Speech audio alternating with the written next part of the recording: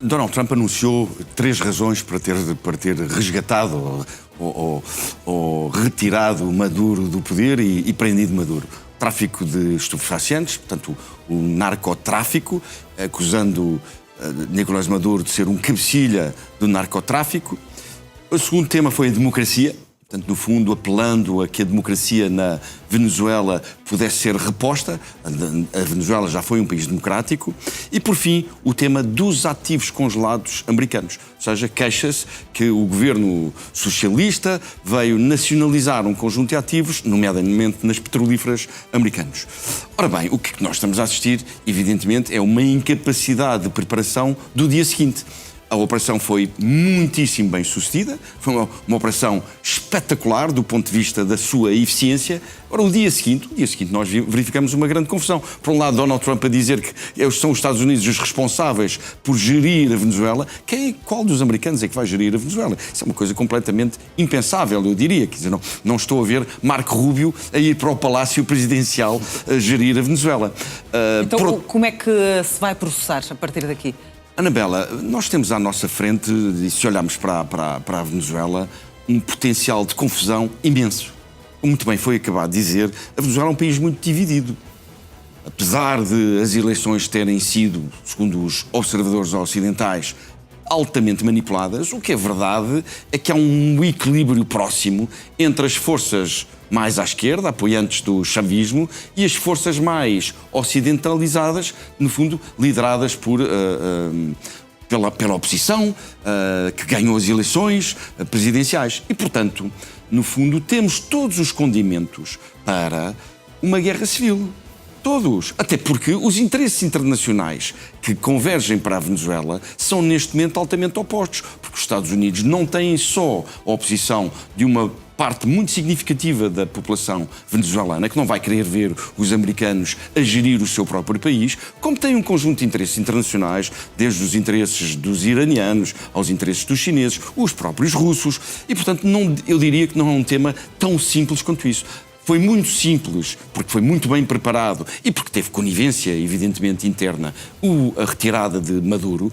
Não me parece que seja algo fácil esta retórica de Donald Trump implementada no terreno. Temos mais incertezas e dúvidas do que propriamente certezas sobre aquilo que vai ser o futuro da Venezuela. Algumas das questões que nós pensávamos que seriam assumidas acabaram por ser descartadas por Donald Trump, nomeadamente, por exemplo, digamos que o poder eventualmente poderia ser assumido por quem verdadeiramente ganhou as eleições em 2024, por González, ou então, no fundo, pela Maria Corina Machado, que aliás até granjeou o Prémio Nobel da Paz no ano transato e, portanto, seria esse o caminho eventualmente mais óbvio.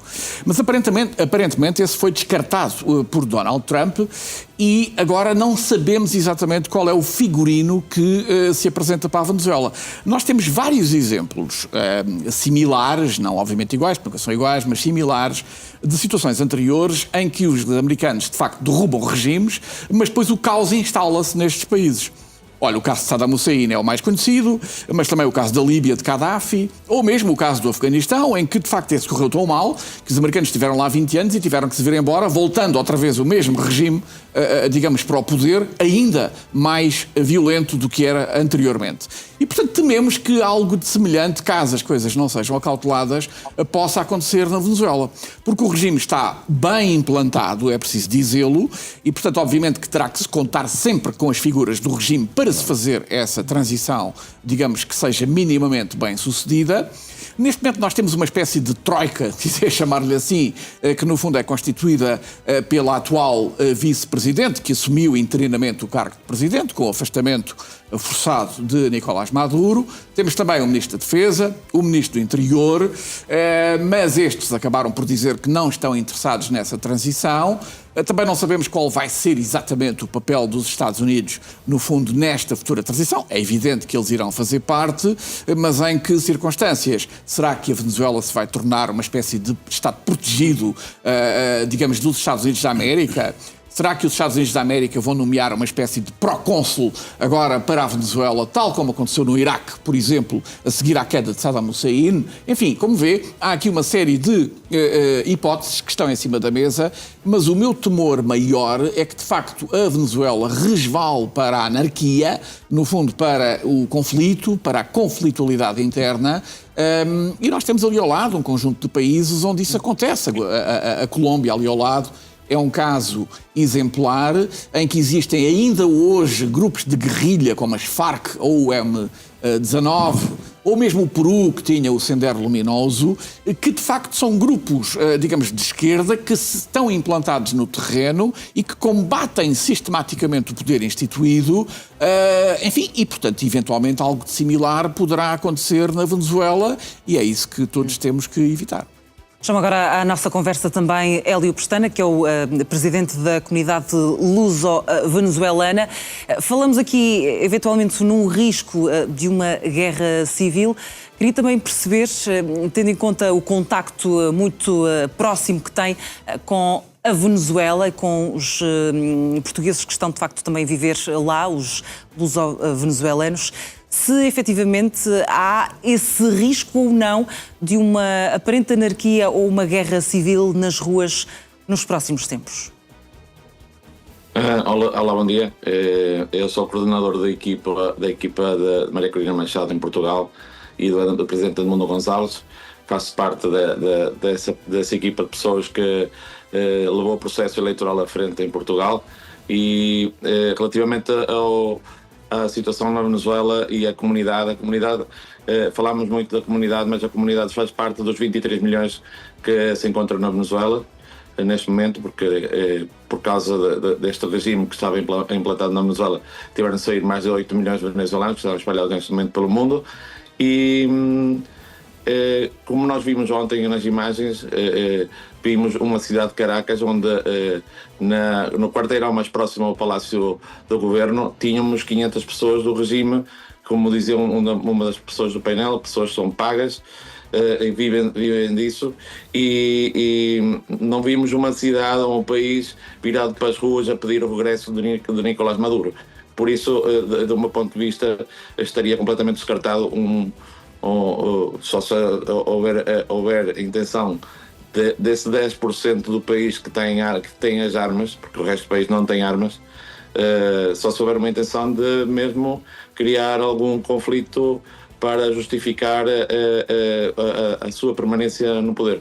Mas da forma como o país está neste momento, não é verdadeiro, não é legítimo pensar que vai acontecer uma escalada da violência, porque simplesmente o país quer uma mudança. A demonstração foi que, além da questão dos civis, vimos que os Estados Unidos entrou ontem no país sem muitos problemas, sem muita resistência. O Maduro foi retido porque falam de uma invasão dos Estados Unidos, de um ataque dos Estados Unidos, mas o que nós vimos foi um bombardeamento muito específico sobre 19 instalações militares, com uma quantidade baixa, inclusive para o próprio regime, muito baixa, e com uma efetividade do objetivo que eles tinham, que era retirar o Maduro de 100%. Retirar o Maduro, a Cília Flores, numa operação que durou menos de um minuto, né? Desde o momento que eles tocaram o solo e até chegar a ele, não demorou nem um minuto. Ali, vamos também adicionar aqui à nossa conversa José Filipe Pinto. Falávamos aqui numa aparente acalmia que agora se vive nas ruas, num cenário de grande incerteza. Que indicadores é que podemos ter para os próximos tempos, ou vai também depender muito das ações dos Estados Unidos? Eu gostaria muito de estar de acordo com as palavras do Hélio. Porquê? Porque o que nós queríamos era que a Venezuela evolucionasse para uma democracia. Mas não tenho o otimismo que ele tem. E não tenho porquê? Precisamente porque percebi que o regime distribuiu armas e as armas não estão em boas mãos. E percebemos um dado importante. Ontem, o Ministro do Interior, há aqui duas pessoas que são fundamentais. O Ministro do Interior e o Ministro da Defesa. E o que acontece é que, o que é que disse, por exemplo, o Dias Cabello. Disse que o inimigo terrorista invadiu-nos. Quer dizer, os Estados Unidos foi considerado por Cabello como um país terrorista.